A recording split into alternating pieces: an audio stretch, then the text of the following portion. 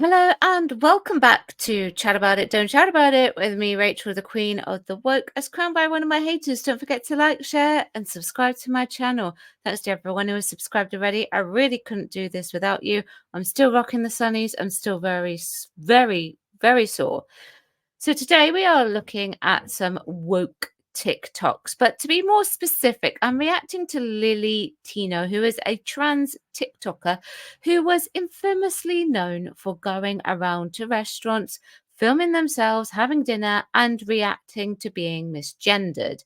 Now, there's been some new TikToks that have surfaced recently, and we'll take a look at the most recent one at this present moment in time of recording, which is about this apparent trans child. I have a 7-year-old daughter who has socially transitioned about a year and a half ago. She's transitioned at school. Everything's been great. We attend support groups. She's been seeing a gender affirming therapist for a year and a half, but she doesn't have anyone trans around her or knows anyone who is like her. And my question is, how can I find like a good role model who could show her like it's okay to be you? Where do you find other trans kids that your trans kid can be a friend with? If you're asking this question, other parents are asking this question, right? Probably the thing that helped me most was having other trans friends. Even if they're not necessarily like sitting down and being like, oh yes, another trans kid, like what is your experience? Like just playing on the playground and knowing that there's someone like them is like a life-changing thing. When you're looking on the internet for like trans youth groups, to not just pay attention to like the ones that are for your kid's age, but like a little bit older, so that, you know, you can see if there's like a mentorship program, or if there's not a mentorship program, you might be in a good position to start one, because the institutions that we need to survive as a trans people, they don't exist yet. There's a lot of them, right? There's crisis hotlines, right? That's great. But what about like, what does your kid do after school, right? Something like that. If it doesn't exist, create it. That's a gift to your kid and to many other kids. Well, first up, don't speak with your mouth full when you're talking to the camera. That would actually help us try and understand what you are saying. So Lily Tino had this voicemail apparently sent to them by this parent concerned about their socially transitioned child. So Lily Tino decided that this needed to be addressed publicly rather than in a private message. Now, first up, there's no such thing as a trans child. Let children grow up, be kids, and work it out for themselves when they are old enough to make an informed decision for themselves. They don't even know what they want for tea half the time. They're not old enough by law to drink, smoke, drive, sign off on an agreement to be operated on. So they're not old enough to make a decision of transitioning either socially or medically. Seek the correct medical attention that actually gets to the bottom of what is going on. The thing is, Lily Tino, you were an adult when you made this decision for yourself, not a child.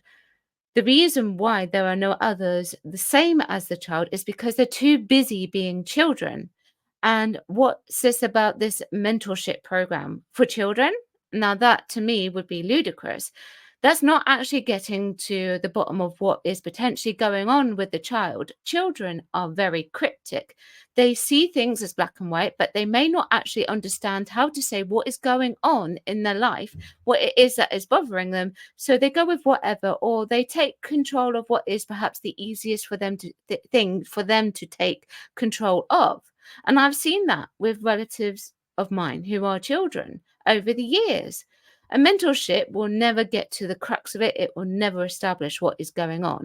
If a child is being transitioned by the parent on purpose, then it would only validate the parent. And children, in my opinion, need to remain children, grow up as children, and then make the decision when they are old enough to make that said decision. Women getting pregnant is not as far off as you'd think. In the past 10 years, 50 babies have been born from a uterus transplant. How this works is a person with a damaged or missing uterus gets a new uterus. Then they get pregnant, then they give birth to a child via C-section. The implanted uterus is then removed so that the person doesn't need to be on anti-rejection meds for the rest of their life. So far, these implants have only been attempted on cis women, but there's nothing that says it couldn't work on a trans woman. After all, my hormone levels are pretty similar to a cisgender woman. So why not? The main thing in the way is that the science is new, so there aren't enough surgeons out there to do the testing. So it's less about if we can do it and more about when we can do it. Imagine a trans woman using her own DNA along with her partner's egg to create life. Wouldn't that be incredible? Some researchers think it's already possible and that it'll be attempted in the next year or two. Now, to be clear, I don't want kids. And even if this was an option, I wouldn't be interested. But there are so many trans women out there who want this, and they have just as much of a right to pregnancy as anyone else. Let's get this thing off. Oh. See, it was fake. That was making you uncomfortable, then if that's making you uncomfortable, it should actually tell you what pregnancy is potentially like. I swear sometimes that Lily Tino is just rage baiting. Go and read the comments section of this one. It's really, really interesting. Trans women getting pregnant is way off. And to be quite frank with you, it will never happen. They tried it once with Lily Elby and she died within 3 months of the procedure happening. So the uterus transplant that Lily Tino talks about, the 50 of them, those uterus transplants, they were actually done on biological women. Why? Because it's woman to woman. A biological man's body would have to be pumped so full of anti-rejection medicine, plus having their pelvis potentially broken and repaired into a wider position for having room to have a baby to grow. They would then also have, on top of that, surgery to place a uterus into, and then a C-section to deliver the baby, and then have it removed again. That in itself would be a lot of trauma for the human body to actually go through without everything else that woman's body actually does go through during pregnancy. Now, I said just a moment ago that I felt like Lily Tino was really rage baiting when I see these TikToks from this creator. Lily says that you would need your partner's egg. Why?